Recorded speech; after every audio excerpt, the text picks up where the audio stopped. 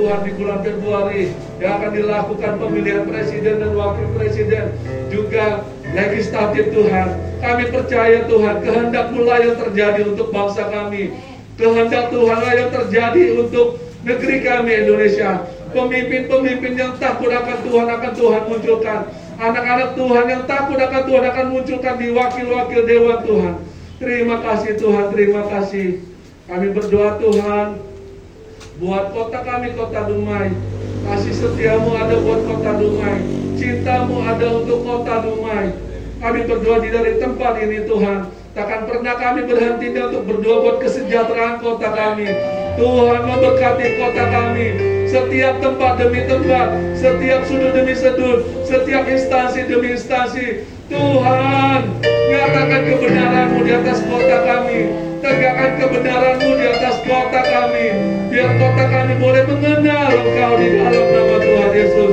Bahkan Indonesia Tuhan, kami berdoa Shalom Indonesia.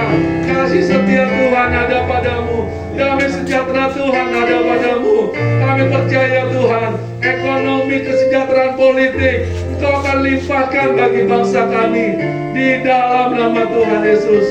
Terima kasih Tuhan, terima kasih. Terima kasih Tuhan. Berkati hamba-Mu Tuhan, Bapak Yosua Manurung Tuhan, yang akan menyampaikan kebenaran firman-Mu. Pakai dia, urapi dia. Perkataannya adalah perkataan Kristus yang membangun setiap umat-Mu di tempat ini boleh berjalan di dalam kebenaran Tuhan. Terima kasih Tuhan, terima kasih. Kami siap untuk memuji dan menyembah nama-Mu di dalam nama Tuhan Yesus. Kami berdoa dan kami ucap syukur. Sama-sama kita katakan amin. Haleluya Bapak Ibu. Ini tanggal 24, besok tanggal 25, tinggal mau menjelang besok ya Bapak Ibu ya, kita mau merayakan Natal. Jadi di hari ini biarlah kita boleh menyambut Tuhan kita menyatakan selamat datang bagi Tuhan Yesus kami. Mari Bapak Ibu boleh kita berkata.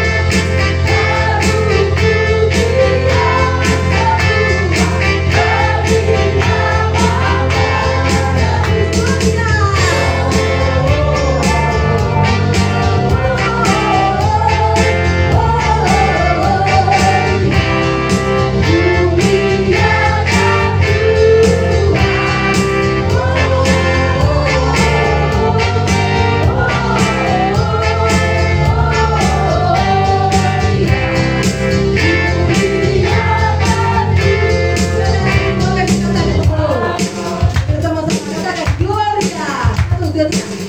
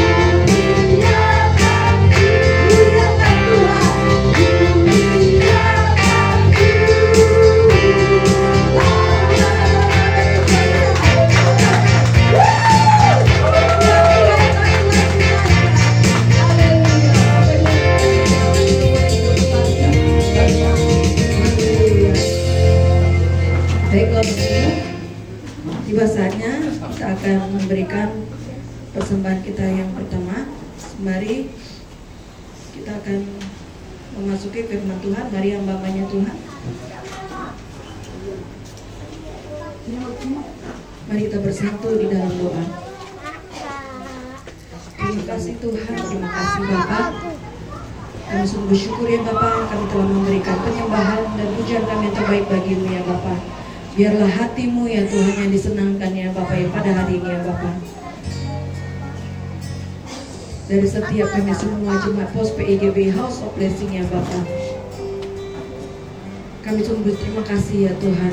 Dan sebentar ya Tuhan, kami akan mendengarkan firman-Mu melalui hamba-Mu Bapak Yosua Manulung ya Bapa.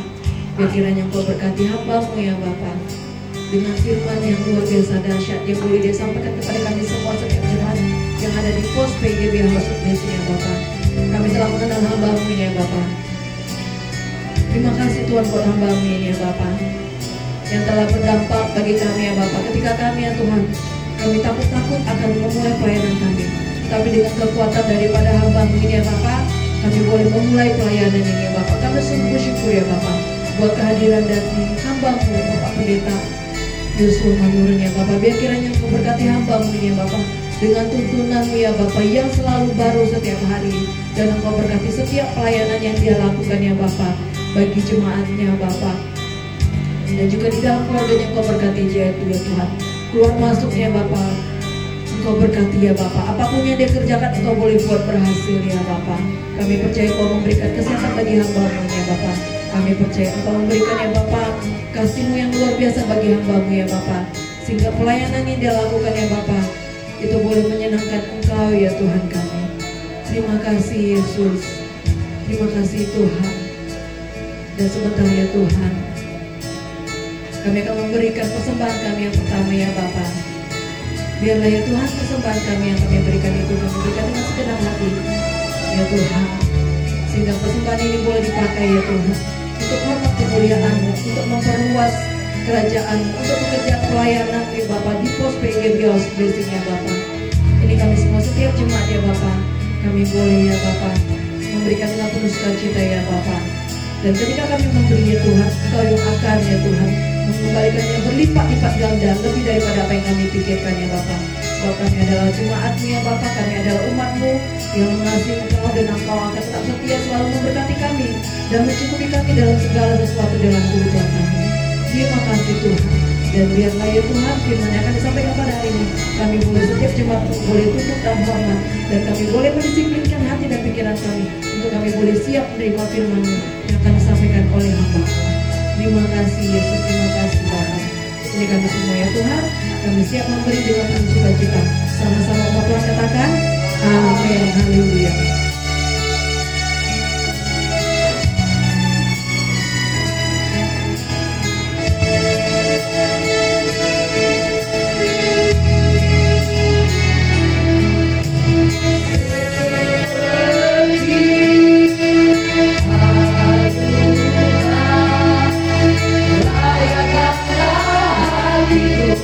Menyambut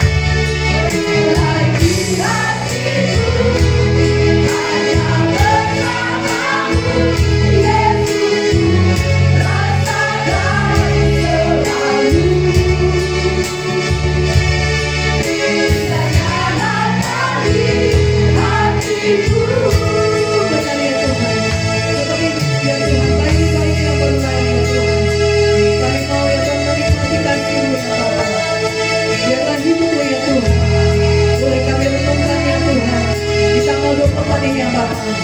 Kami boleh ya Tuhan menerima Engkau ya Tuhan, dan Engkau kayakan kami ya Tuhan di dalam kekudusan ya Bapa. Terima kasih Tuhan. Sama-sama Tuhan kita mau jadi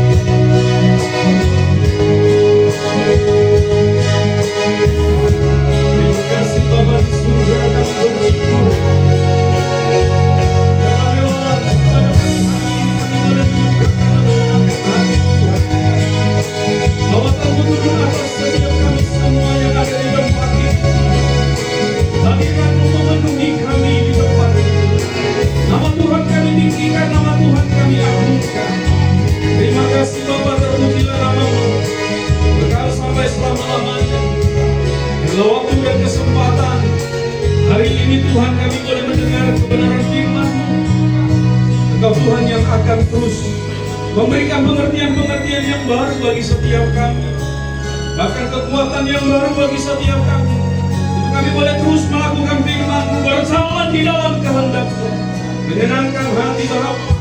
Terima kasih Tuhan, terima kasih. Biarlah lewat apa yang kami lakukan hari ini, Engkau Tuhan disenangkan. Di dalam nama Yesus kami siapkan hati dan hidup kami untuk kebenaran firman-Mu ditaburkan bagi kami. Urapi hamba-Mu, biarlah Engkau pakai mulut bibir hamba-Mu menyampaikan apa yang menjadi pesan-pesan Tuhan hari ini bagi kami. Dalam nama Yesus kami berdoa bersyukur. Haleluya, bersama kita katakan amin. Silakan duduk Bapak Ibu Saudara yang terkasih di dalam Tuhan. Shalom saudara. Shalom. Saya percaya kita semua diberkati, disertai Tuhan di dalam sepanjang kehidupan kita. Amin saudara. Hari ini kembali kita boleh beribadah bersama-sama di tempat ini, dan saya sangat bersuka cita karena saya boleh bertemu dengan Bapak Ibu Saudara yang terkasih di dalam Tuhan. Katakan terima kasih buat Gembala sidang di tempat ini karena memberikan waktu dan kesempatan untuk saya boleh berbagi kebenaran firman Tuhan. Percaya waktu dan kesempatan ini boleh sama-sama kita nikmati, kita boleh dengar firman Tuhan yang akan menuntun setiap kita. Bapak Ibu Saudara yang terkasih di dalam Tuhan, langsung aja kita buka Alkitab kita di dalam Ibrani pasal yang pertama.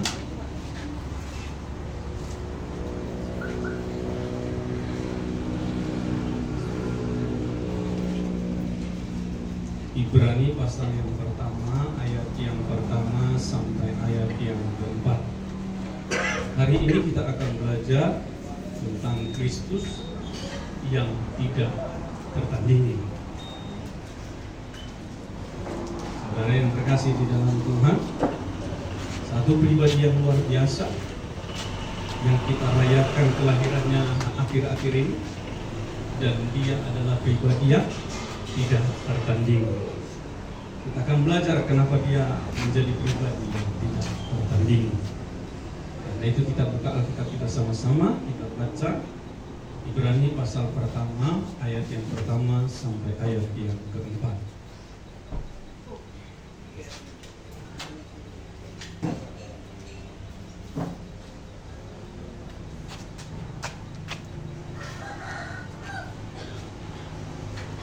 Saya bacakan ayat yang pertama, saudara ayat yang kedua kita bergantian bersama-sama. Ibrani pasal pertama ayat yang pertama, demikian firman Tuhan. Allah berfirman dengan perantaraan anaknya. Setelah pada zaman dahulu Allah berulang kali dan dalam berbagai cara berbicara kepada nenek moyang kita dengan perantaraan nabi-nabi. Maka pada zaman akhir ini Ia telah berbicara kepada kita dengan perantaraan anaknya, yang telah Ia tetapkan sebagai yang berhak menerima segala yang ada. Oleh Dia Allah telah menjadikan alam semesta. Ia adalah cahaya kemuliaan Allah dan gambar wujud Allah, dan menopang segala yang ada dengan firman-Nya yang penuh kekuasaan.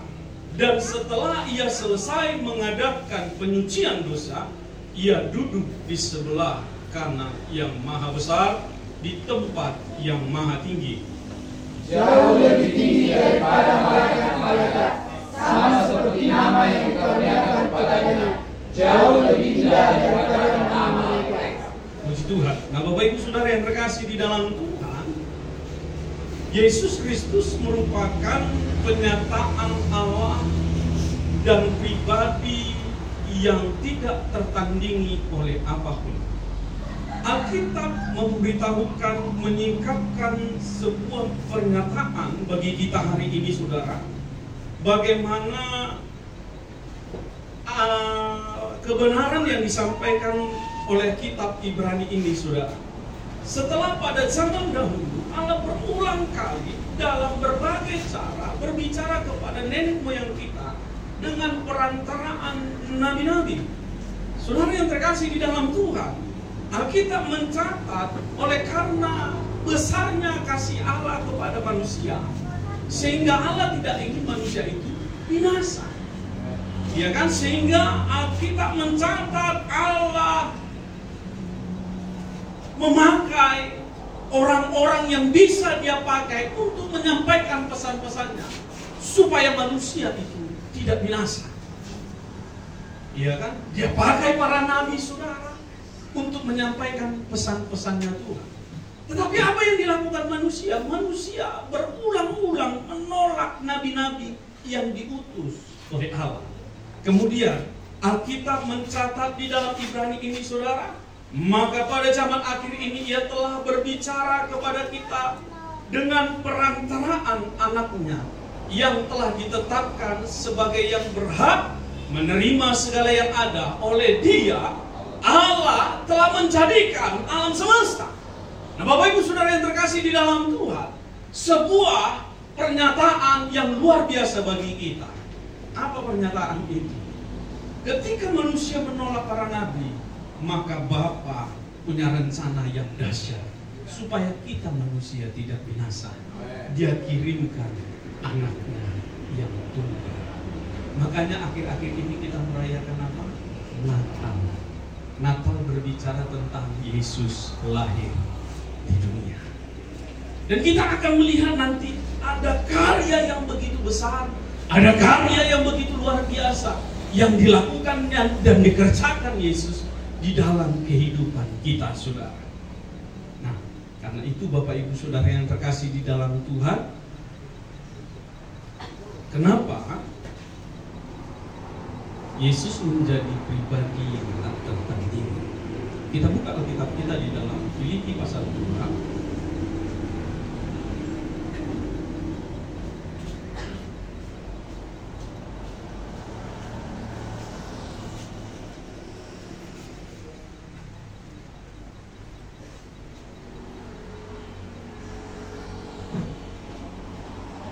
Filipi pasal 2 ayat 9 sampai 10, saudara.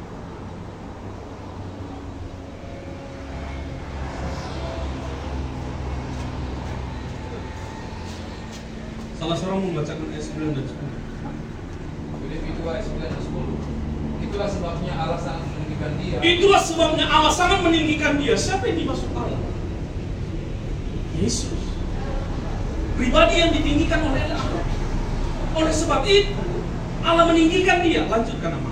Dan mengaruniakan kepadanya nama di atas segala nama. Dan mengaruniakan atas dia nama di atas segala nama. Ayat 10 nama. Supaya dalam nama Yesus bertekuk lutut segala yang ada di langit dan yang ada di atas bumi dan yang ada di bawah bumi. Supaya di dalam nama Yesus bertekuk lutut segala yang ada di langit dan yang ada di atas bumi dan yang ada di bawah bumi. Nah, Bapak Ibu Saudara yang terkasih di dalam Tuhan, sekali lagi, kenapa Yesus merupakan pribadi yang tak tertandingi? Karena di dalam Yesus Bapa memberikan kuasa. Kuasa yang luar biasa. Alkitab mencatat di ayat yang ke-10, supaya di dalam Yesus bertekuk lutut segala yang ada di mana? Di langit. Bukan hanya yang di langit. Langit itu juga berbicara tentang surga. Artinya Yesus juga punya kuasa atas surga. Kemudian dikatakan di bumi dan yang di bawah bumi. Artinya di alam semesta ini Yesus punya kendali. Katakan amin. Yesus memegang kendali. Katakan amin. Jadi saya mau katakan saudara yang terkasih di dalam Tuhan, tidak ada pribadi selain Yesus yang memiliki kuasa. Kenapa? Karena Alkitab akan kita lihat, saudara, mengapa sampai sedemikian rupa. Iya kan? Mengapa sampai sedemikian rupa? Karena saya mau katakan, di dalam Yohanes 1 ayat 1 firman Allah berkata, pada mulanya adalah firman. Firman itu bersama-sama dengan Allah, dan firman itu adalah Allah. Di dalam ayat yang selanjutnya dikatakan, firman itu telah menjadi manusia, yaitu Yesus, yang hari-hari ini kita rayakan kelahiran saudara. Alkitab mencatat, saudara yang terkasih di dalam Tuhan, di dalam Yohanes pasal 1 ayat 1, saudara, pada mulanya adalah firman. Firman itu bersama-sama dengan Allah dan firman itu adalah Allah. Jadi saya mau katakan Yesus adalah Allah. Amin. Jadi Yesus yang adalah Allah memiliki kuasa di surga, di bumi, dan segala sesuatunya ada di dalam kendali Tuhan. Nah, karena itu Bapak Ibu Saudara yang terkasih di dalam Tuhan, itulah sebabnya mengapa Yesus menjadi pribadi yang tidak tertandingi. Kita akan melihat, saudara yang terkasih di dalam Tuhan, kenapa Kristus tidak tertandingi. Ada bagian yang pertama. Next, coba. Yang pertama, saudara, kita akan melihat bahwa Yesus lebih tinggi dari para nabi. Saudara yang terkasih di dalam Tuhan, banyak nabi yang telah diutus ke tengah-tengah bangsa umat pilihan Tuhan dengan berbagai keistimewaan di dalam panggilan pelayanan mereka. Tetapi saya mau katakan, saudara yang terkasih di dalam Tuhan, nabi-nabi tidak lebih tinggi daripada Kristus. Iya kan? Iya kan? Amin, saudara. Mungkin saudara berkata, Pak Pendeta, bukankah nabi-nabi ada banyak yang juga melakukan mujizat? Pak Pendeta, bukankah nabi-nabi dalam pelayanan mereka banyak juga yang melakukan mujizat? Ada kuasa Allah yang bekerja, ada kuasa Allah yang dinyatakan. Sekalipun ada kuasa yang dinyatakan, tapi saya mau katakan, saudara yang terkasih di dalam Tuhan, kuasa yang mereka alami itu tetap datangnya dan bersumber dari Yesus. Ini dia, saudara. Mungkin mereka bisa mengalami mujizat, mungkin mereka bisa mengalami kuasa Allah, mungkin mereka bisa mengalami kemustahilan, tapi kemustahilan itu datangnya dari Yesus. Nah, oleh karena itu, Bapak Ibu Saudara yang terkasih di dalam Tuhan, saya mau katakan Kristus lebih tinggi daripada para nabi. Iya kan? Next. Saudara, meski para nabi mengerjakan mujizat-mujizat besar, tetapi mereka tidak berada di dalam posisi yang lebih tinggi daripada Yesus. Mereka adalah manusia biasa, sedangkan Yesus adalah anak Allah yang menjadi manusia. Para nabi adalah manusia yang berdosa, sedangkan Kristus tanpa dosa dan bahkan menjadi jalan untuk apa? Penyelesaian dosa. Tidak ada seorang nabi pun, satu pun yang bisa menyelesaikan dosa. Bahkan justru di dalam pelayanan para nabi ada banyak nabi-nabi yang dipakai Tuhan untuk apa? Menyatakan tentang kelahiran Kristus. Mereka menubuatkan akan ada datang. Yesaya menubuatkan, Mika menubuatkan, para nabi menubuatkan tentang kedatangan juru selamat, saudara. Jadi saya mau katakan, kenapa dia tidak tertandingi? Karena nabi-nabi pun tidak dapat menandingi kebesaran dan kemahakuasaan Kristus. Nabi-nabi menyampaikan apa yang menjadi pesan Tuhan, tetapi Kristus justru dia memberitakan tentang keselamatan, kabar sukacita, sehingga setiap orang yang percaya mereka tidak binasa. Nabi-nabi lahir dari keberadaan keberdosan mereka, tetapi Yesus lahir tidak ada natur dosa di dalamnya, saudara. Yesus merupakan pribadi yang sempurna karena tidak ada dosa di dalam dia. Justru kehadiran Yesus untuk apa? Menyelesaikan dosa yang menguasai hati manusia dan hidup manusia. Nah, karena itu Bapak Ibu Saudara yang terkasih di dalam Tuhan, inilah yang perlu untuk kita renungkan, saudara. Yang perlu kita renungkan, bahwa ketika kita merayakan Natal, kita merayakan kelahiran seorang pribadi yang kita jadikan menjadi Tuhan dan Juru Selamat kita. Karena itu apa yang harus kita lakukan. Saya mau katakan, tinggallah di dalam Dia. Sekali lagi, tinggallah di dalam Dia. Kenapa kami harus tinggal di dalam Dia, Pak Pendeta? Kenapa kita harus tinggal di dalam Dia? Saya mau terangkan, saudara yang terkasih di dalam Tuhan. Alkitab katakan, jikalau kamu tinggal di dalam Aku dan firman-Ku di dalam kamu, apa saja yang kamu minta kepada Bapa, kamu akan terima. Tetapi ketika firman Tuhan katakan juga, tetapi jikalau kamu tidak tinggal di dalam Aku, kamu tidak dapat berbuat apa-apa. Mengapa kita merayakan Natal? Karena kita sedang menerima seorang juru selamat, pribadi yang tidak tertandingi. Dan ketika kita ada di dalam Dia, kita menjadi pribadi-pribadi yang juga tidak tertandingi.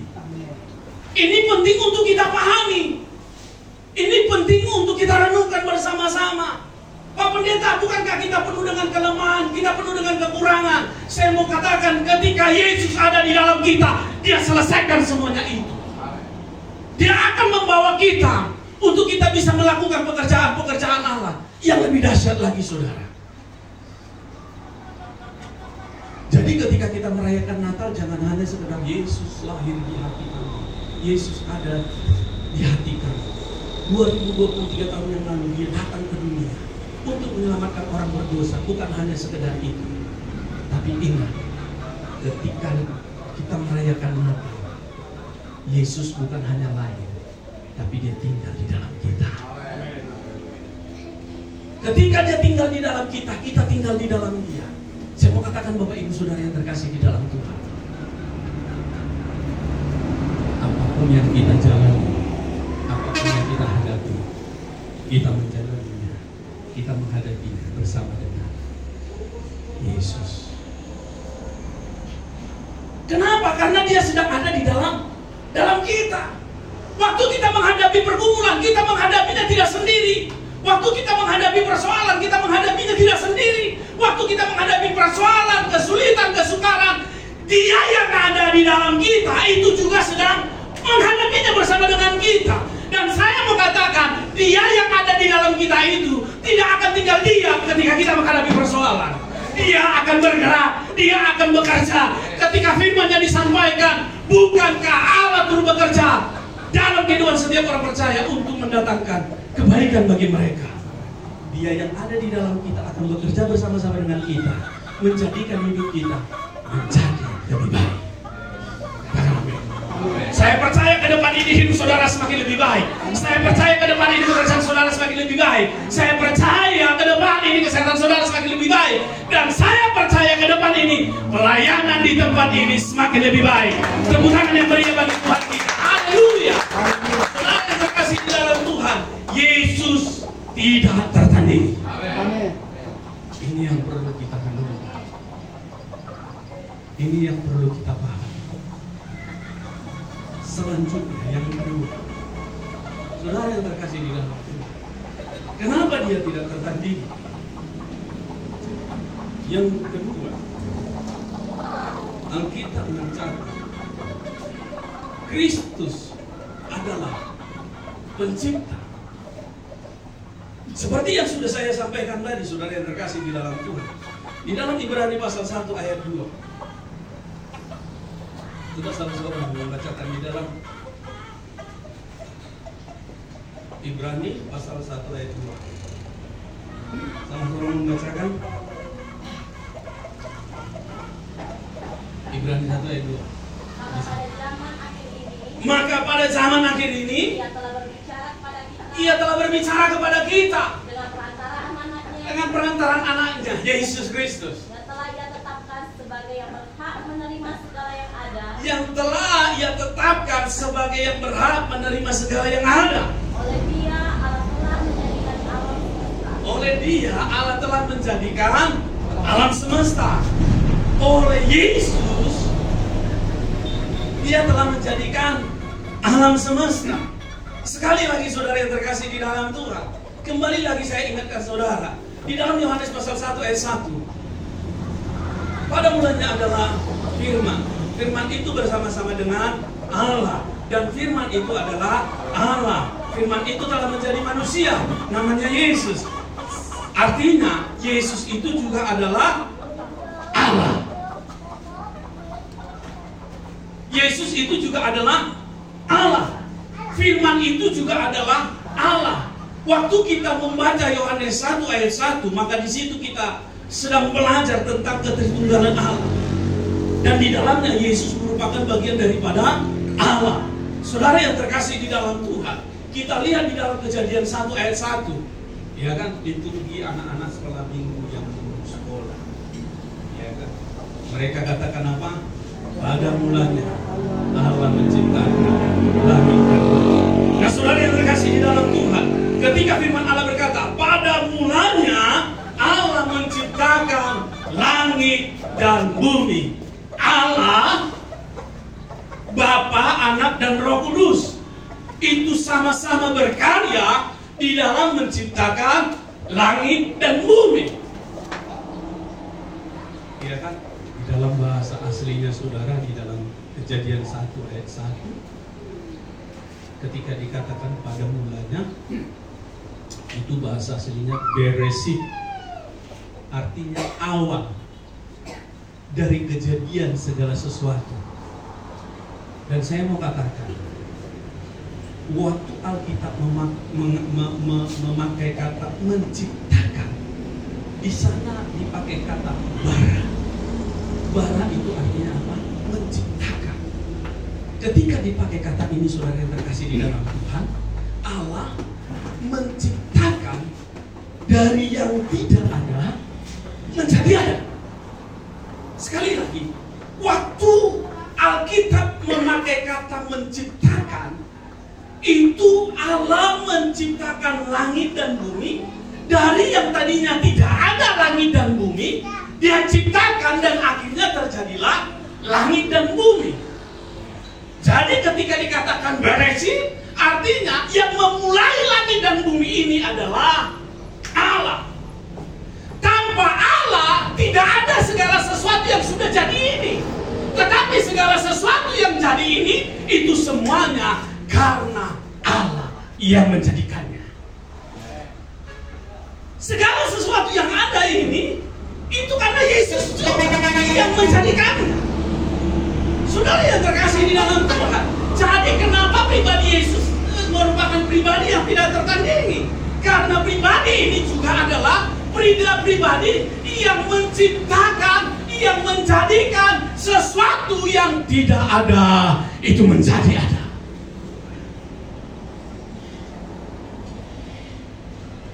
Dan kemudian kata bara ini, kata menciptakan ini juga memiliki makna dari yang sudah ada menjadi lebih baik. Tadi dari yang tidak ada menjadi ada. Nah sekarang yang sudah ada ini menjadi lebih baik. Makanya Alkitab katakan di dalam 2 Korintus 5 ayat 17, kita yang sudah ada ini diciptakan kembali. Alkitab mencatat, jadi siapa yang ada di dalam Kristus, dia adalah ciptaan yang baru. Yang lama sudah berlalu, sesungguhnya hidup yang baru sudah datang. Artinya saudara yang terkasih di dalam Tuhan, kita yang sudah ada ini diciptakan kembali. Supaya apa? Supaya kita semakin lebih baik. Sama-sama katakan semakin lebih baik. Semakin lebih baik. Coba lihat kanan kirimu, pandang dia, perhatikan. Apakah dia sudah menjadi ciptaan yang baru? Iya kan? Pak, udah ciptaan baru belum Pak? Bu, udah ciptaan baru belum Bu?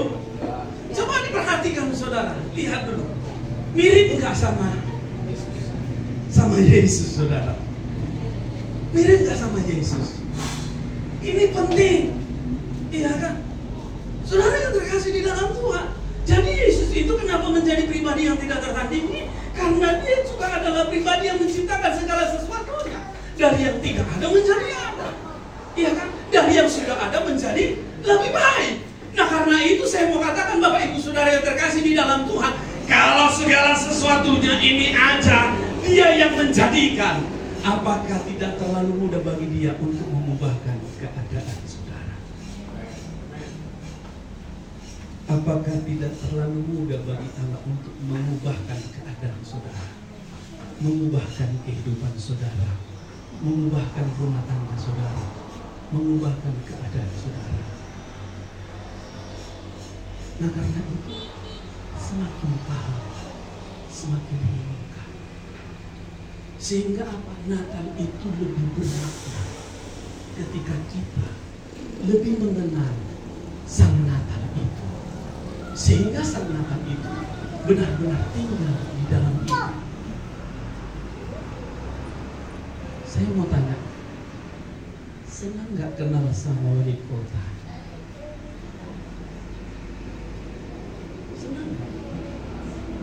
Gimana kalau seandainya hari ini wali kota telepon Bapak Gembala, ya, ini saya. Shalom katanya. Halo. Maaf Pak, Bapak, ini Bapak Utagan? Iya. Oh ini Pak, saya. Bapak kenal sama saya enggak? Oh iya Pak, saya ini wali kota yang sedang menjabat sekarang. Saya mau ketemu dengan Bapak, bisa enggak? Kira-kira Pak Yang juga nih? Pak Galuh bilang, oh enggak bisa Pak, saya repot layani. Tapi saya rasa Bapak saudara nggak ngomong begitu. Oh iya Pak, siap. Kapan Bapak datang? Iya kan? Pak gini Pak, saya mau ngobrol-ngobrol sama Bapak dan juga jemaat. Gimana kalau minggu depan Pak, hari Minggu kita adakan pertemuan, pulang gereja, nggak usah pulang dulu. Kita makan sama dulu, makan bareng, sama-sama jemaat sambil kita cerita-cerita, supaya jemaat itu bisa sampaikan apa yang menjadi keluhannya selama ada menjadi penduduk di kota Dumai ini. Begitu Pak Gembala sampaikan sama saudara, saudara senang nggak ketemu sama Bapak Wali Kota? Ngobrol, bisa curhat, bisa cerita, bisa lihat tai lalatnya, ya kan? Amin saudara, amin. Kita bisa lihat dia, ya kan? Kita senang. Cuman ketemu aja kita senang. Amin. Cuman ketemu aja, cuman cerita-cerita aja kita udah senang. Iya kan? Apalagi kalau seandainya dia bilang begini, saudara. Pak Utakan, kayaknya enak sekali kita cerita-cerita kemarin. Terus gimana Pak? Bisa nggak saya nginep di rumah Bapak? Apa Pak tinggal di rumah saya? Kalau Pak Galung bilang, oh gampang Pak, siap. Ibunya yang nggak siap. Kenapa? Ibunya pasti berpikir, apa yang ku kasih ya? Kalau ku bikin gulamu nggak mungkin wali kota makan gulamu. Apa yang ku kasih ya? Udah bingung. Ya kan? Udah berputar sana, berputar sini, berputar sana. Kenapa? Karena bingung. Mau menjamu wali kota. Ya kan? Kebingungan saudara. Kenapa? Karena memang nggak gampang. Wali kota tinggal di rumah kita udah kerepotan. Tapi saya mau katakan, bangga nggak? Bangga. Begitu parkir mobil wali kota, kebam. Kita berdiri menyambut, salam. Dada udah mulai diangkat, salam. Tetangga lihat kiri kanan, Pak Galung. Iya kan? Wali kota datang ke rumah kita, Pak. Tetangga bertanya-tanya, Pak Galung nih hubungannya apa sama wali kota? Iya kan?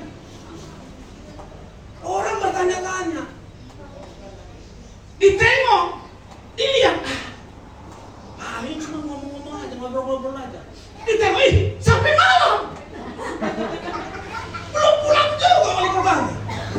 Ditengok lagi, pagi masih di situ juga parkir mobilnya. Tetangga-tetangga mulai heran, mulai bingung, jumpain Pak Utakan, Pak, wali kota.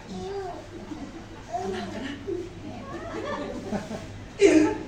Saudara yang terkasih di dalam Tuhan, Pak itu langsung gampang bisa diatur. Iya kan? Saudara yang terkasih di dalam Tuhan, wali kota aja sudah sebegitunya kita, ekspresi kita, sukacita kita.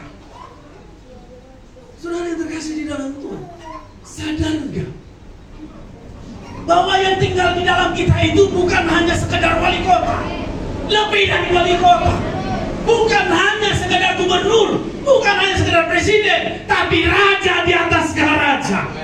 Itu tinggal di dalam kita. Berikan tepuk tangan yang meriah bagi Tuhan kita. Sekarang yang menjadi persoalannya, ketika engkau sadar raja di atas segala raja itu tinggal di dalam saudara, bagaimana ekspresi saudara? Kalau wali kota Nina, kayak Weltan gitu, gitu kan? Apalagi gubernur, apalagi Jokowi yang nginap di rumah saudara.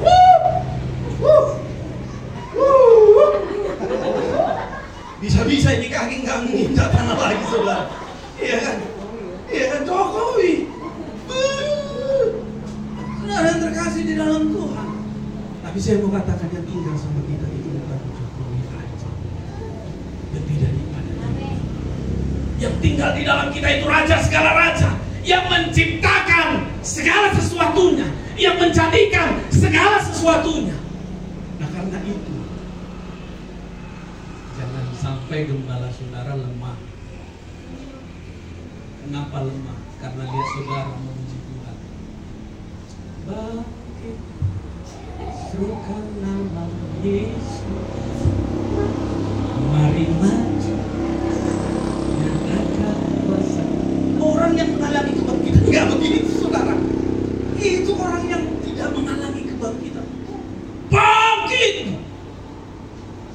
iya kan? Saudara, memuji raja di atas segala raja, kadang kita bersalahan, saudara. Masuk menaikkan pujian, menaikkan lagu sukacita, menaikkan penyembahan kita, ya kan? Tapi ekspresinya nggak ada. Rasa di dalam hati kita ini kayaknya nggak ada. Kayaknya biasa aja, saudara. Iya kan? Padahal waktu kita merayakan Natal ada nggak bedanya dengan hari-hari biasa? Sepertinya ada. Gitu, saudara. Tapi saudara merasakan itu jangan hanya waktu Natal aja. Saudara merasakan itu harus setiap saat, setiap waktu, setiap saat, setiap waktu. Kenapa? Karena ada kerinduan di dalam hati kita. Kenapa berbeda? Ada sesuatu yang berbeda waktu kita merayakan Natal.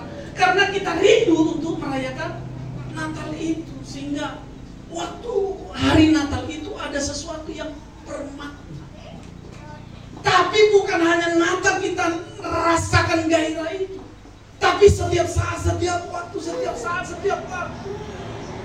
Amin, saudara. Iya kan? Saya lihat postingan waktu perayaan Natal kemarin.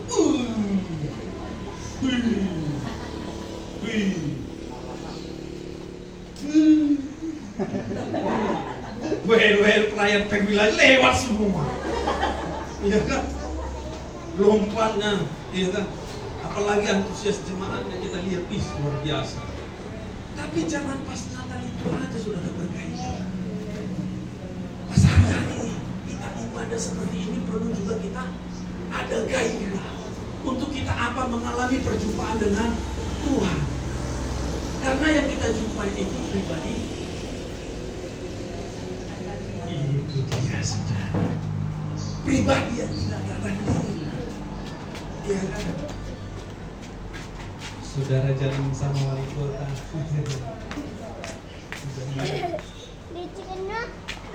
Besoknya jalan sama gubernur.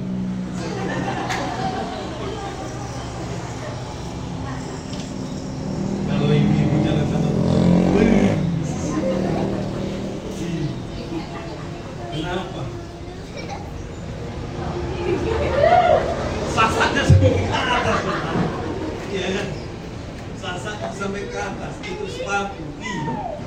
3 jengkal tingginya. Jadi jalan berdiri sih. Itu sanggup, bisa nyangkut di tiang itu. Iya kan? Jalan sama presiden, bangganya luar biasa. Pernah jalan sama presiden? Belum, sama. Iya kan? Coba kalau jalan sama presiden. Tapi kalau kita jalan sama raja di atas segala raja. Tapi dia aja. Garisnya deh. Bapak senang-senang tuh ini. Ini ada pembawa tadi. Aku udah sudah bebek bertiga. Iya, kita mau datang ke gereja, kita nggak punya gairah. Padahal yang kita jumpai itu raja di atas segala raja. Pabu, gairah. Amin. Kita harus bergairah, kita bangga bahwa kita sedang bersama dengan pribadi yang tidak tertandingi, saudara. Iya kan? Nah karena itu Bapak Ibu Saudara yang terkasih di dalam Tuhan. Next. Bukan. menikah.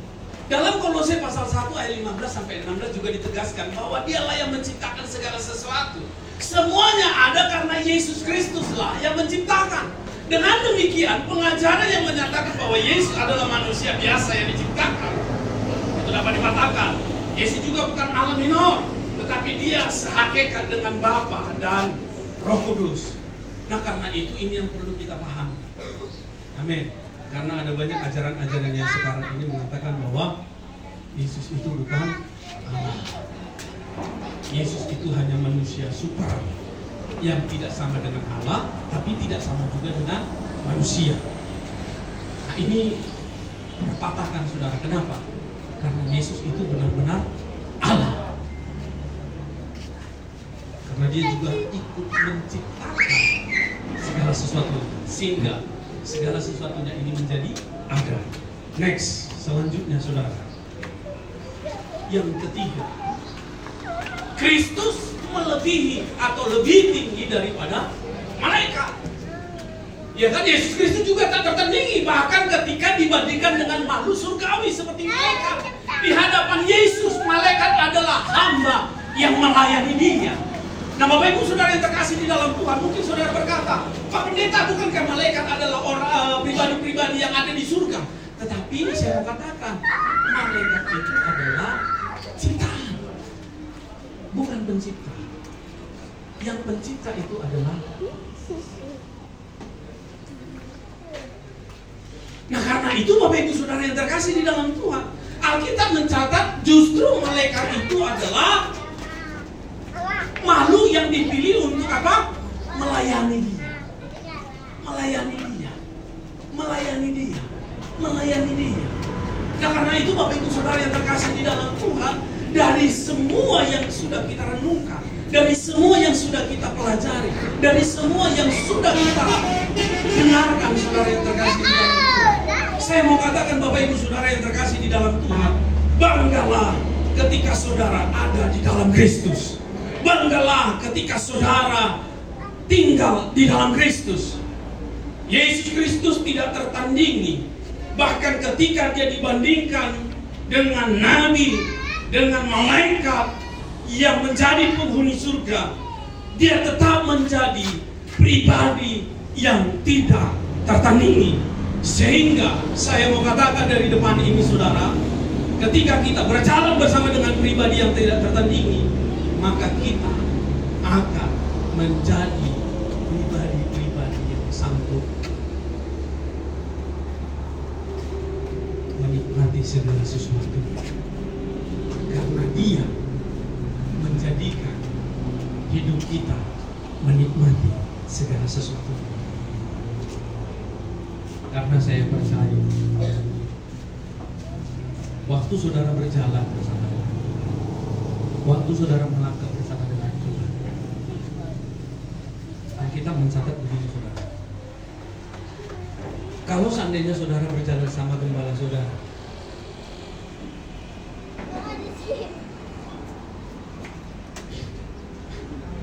jalan ini ke Pekanbaru sama gembala saudara, atau Pak Gembala bersama kita,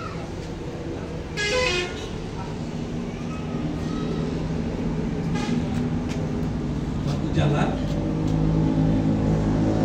mau Pekanbaru ada yang lurus, mungkin Bapak Gembala sama tukang semangat berangkat bersama. Waktu berangkat bersama, saya percaya perjalanan ini pasti dinikmati bersama. Kalau Bapak Gembala makan, si tukang nggak mungkin nggak makan, pasti ngobrol, ngomong. Bro, lapar bro, lapar.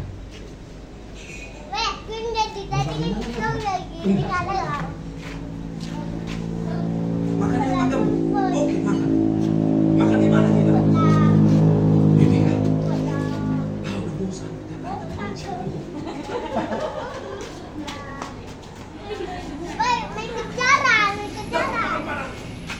Dulu satu, subuhkan aja. Agak sana di Jalan Rio. Oke, siap.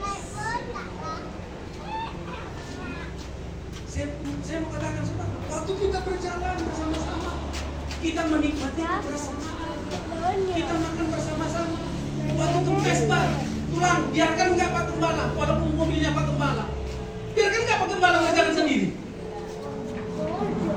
Masa Pak Gembala muter-muter bannya, ngangkat ban, masukkan bannya, datang.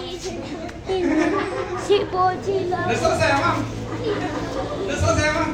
Gak mungkin. Bahkan sekalipun mobilnya si Tulang yang dipakai, Bapak Gembala bersama dengan dia waktu kebocoran ban, kempes ban, dan harus diganti sama ban serep. Saya yakin dan percaya Bapak Gembala saudara juga nggak lihat, bro udah selesai bro. Nggak gitu. Paling tidak pasti datang. Yang satu pasang bersama-sama. Setelah selesai,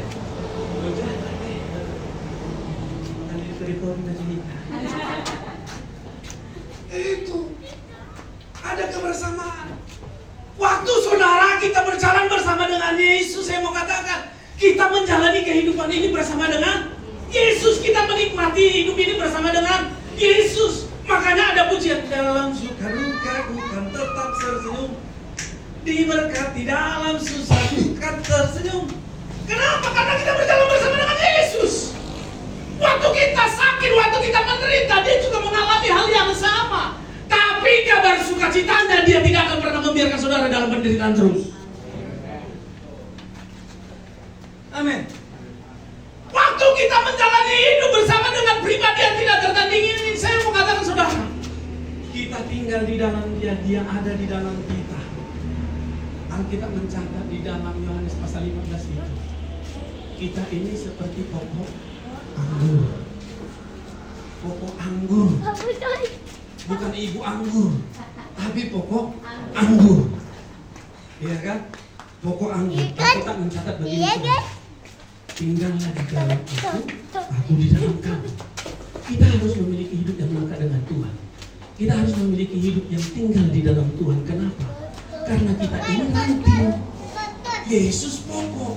Ranting harus nempel sama, nggak ada ceritanya ranting nggak nempel sama, itu ranting jadi-jadian. Yang namanya ranting harus nempel sama pokok. Nggak ada ceritanya. Harus nempel. Waktu ranting ini berpisah dari pokok, rantingnya tinggal nunggu waktu. Perhatikan saudara, tinggal nunggu waktu. Nunggu waktu dia akan layu, nunggu waktu dia akan kering, nunggu waktu dia akan busuk dan tidak menjadi apa.